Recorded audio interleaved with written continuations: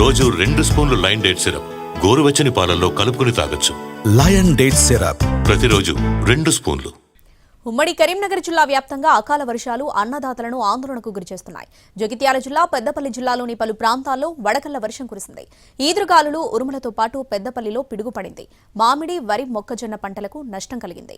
అయితే మరోవైపు ఈదురుగాలులు లేకుండా కేవలం వర్షం పడిన ప్రాంతాల్లో చివరి దశలో ఉన్న పంటలకు మేలు జరుగుతుందని రైతులంటున్నారు. మహదేవ్పూర్, కాటారం ఏరియాల్లో కల్లాల్లోని మిర్చి తడిసి ముద్దైంది.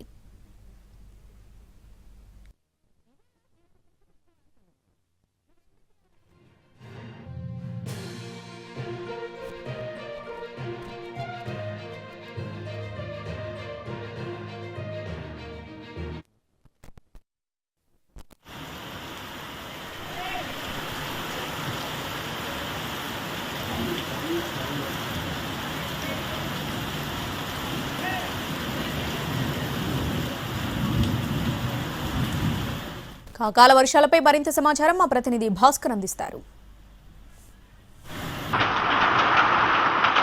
ఉమ్మడి కరీంనగర్ జిల్లా వ్యాప్తంగా ఈదురుగాలులు, అకాల వర్షం, వడగండ్లు అనేటి రైతుకు ఒక తీరని కష్టాన్ని అయితే మిగిల్చాయి. మనం ప్రస్తుతం కొత్తపల్లి మండల కేంద్రం పక్కనే ఉన్నాం. మనం కొత్తపల్లి మండల కేంద్రం పక్కన నిన్న సాయంత్రం ఒక్కసారిగా వాతావరణం చల్లబడింది. వాతావరణం చల్లబడిన తర్వాత ఈదురుగాలులు దాదాపు 40-50 కిలోమీటర్ల వేగంతో ఈదురుగాలులు వేయడంతో ఈ పొట్ట దశలో ఉంటుంది. దాదాపు ఇప్పుడే సాలు పోస్తూ ఉన్నది మొక్కజొన్న. ఇటువంటి దశలో ఉన్న మొక్కజొన్న పంట పూర్తిగా నేలవాలిన సిచ్యువేషన్ అయితే ఉంది. అటు జగిత్యాల, పెద్దపల్లి జిల్లాలో కూడా భారీగా ఈదురుగాలులు వీచాయి. వడగండ్లు అనేటి పడిన పరిస్థితి అయితే కనిపిస్తూ ఉన్నది. ఈ మొత్తంగా చూసినట్టయితే జిల్లా వ్యాప్తంగా వరికి ఇప్పటికే సాగునీరు అందక ఇబ్బంది పడుతున్న రైతులు కష్టపడి అటో ఇటో వాటిని చివరి దశకు తీసుకొచ్చిన వరికి వడగండ్లు అనేటి ఒక కడగండ్లు మిగిల్చాయి. మరోవైపు మామిడి తోటల రైతులకు కూడా ఈ ఈదురుగాలు అనేటి నష్టాన్ని కలిగించిన పరిస్థితి అయితే కనిపిస్తూ ఉన్నది. మనతో పాటు ఈ రైతు ఉన్నాడు, ఆయన అడిగి తెలుసుకుందాం.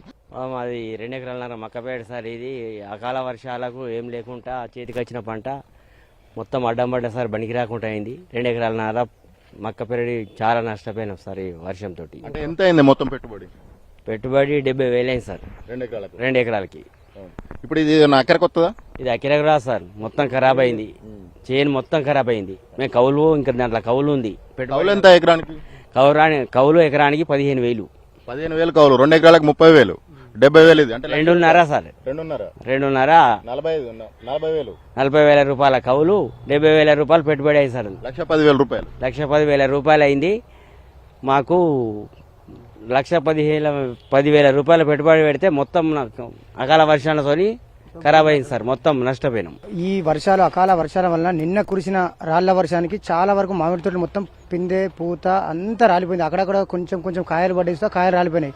లాస్ట్ ఇయర్ గత సంవత్సరం మార్చిలో ఇప్పుడే వర్షాలు పడటం మొత్తము కంప్లీట్ ఖరాబ్ అయిపోయినాయి. లాస్ట్ ఇయర్ ఈ దానికి తేనెలాగా అంతా రోగం వచ్చింది. ఇప్పుడు కాయలైనా సుధా, కాయలు సుధా పురుగుంది.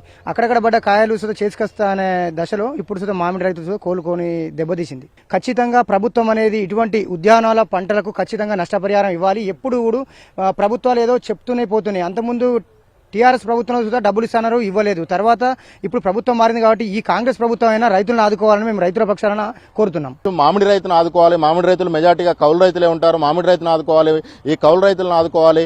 ఈ పంటలు కోల్పోయిన రైతులందరికీ కూడా పరిహారం ఇవ్వాలి. ఒక ఫసల్ బీమా యోజనను అమలు చేయాలని చెప్పేసి రైతులైతే కోరుతా ఉన్నారు. కెమెరా పర్సన్ సంపత్తో కలిసి భాస్కర్, NTV.